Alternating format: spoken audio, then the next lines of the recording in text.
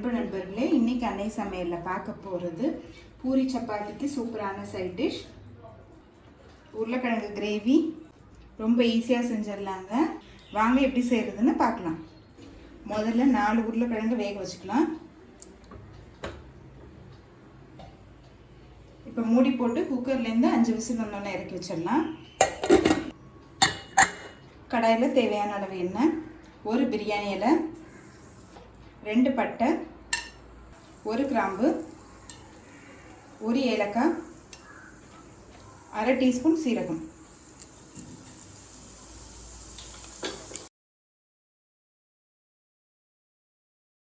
அடுத்தது பொடியான இருக்குன்னு 2 வெங்காயத்தை சேர்த்துக்கலாம்.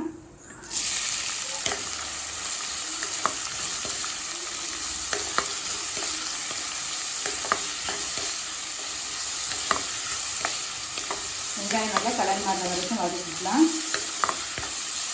2 டீஸ்பூன் இஞ்சி பூண்டு விழுது,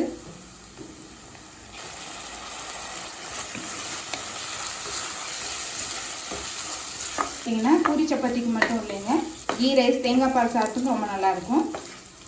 1/4 டீஸ்பூன் மஞ்சள் தூள், 2 டீஸ்பூன் மிளகாய்த்தூள், 1 டீஸ்பூன் தனியாத்தூள், 1 டீஸ்பூன் கரம் மசாலா, 1 டீஸ்பூன் சீரகத்தூள்.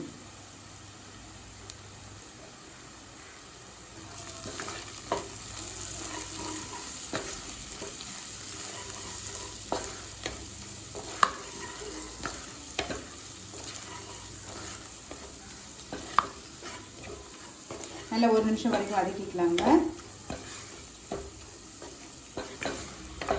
மிளகாத்தூள் வாசனை போக 1 நிமிஷம் வரைக்கும் நல்லா வதக்கியாச்சு. அடுத்தது 2 தக்காளி,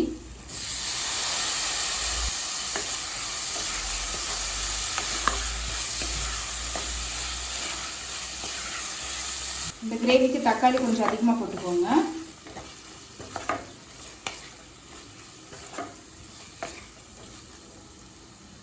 இந்த தக்காளி சாஃப்ட் ஆகிற வரைக்கும் நல்லா வதக்கிக்கலாங்க. இப்போ தக்காளி பாருங்கள் நல்லா வதங்கிடுச்சு. 1 கப் தண்ணி சேர்த்துக்கலாங்க.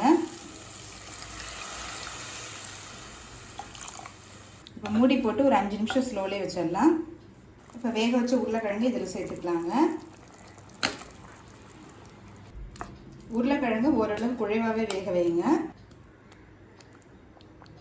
ஒரு பாதி உருளைக்கிழங்கு மட்டும் இது மாதிரி நல்லா மேஷ் பண்ணி சேர்த்துக்கலாம்.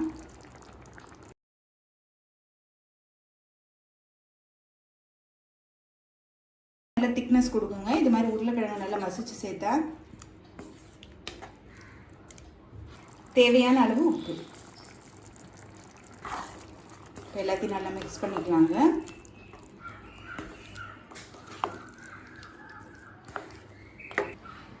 இப்போ மூடி போட்டு எண்ணெய் பிரிஞ்சு வர வரைக்கும் வெயிட் பண்ணலாம்.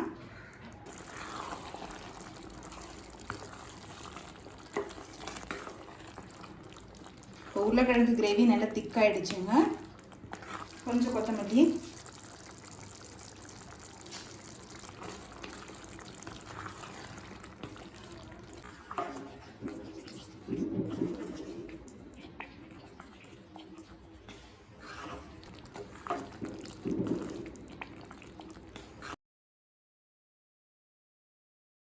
கறி ரெடி ஆயிடுச்சு. சர்வ் பண்ணிடலாம்.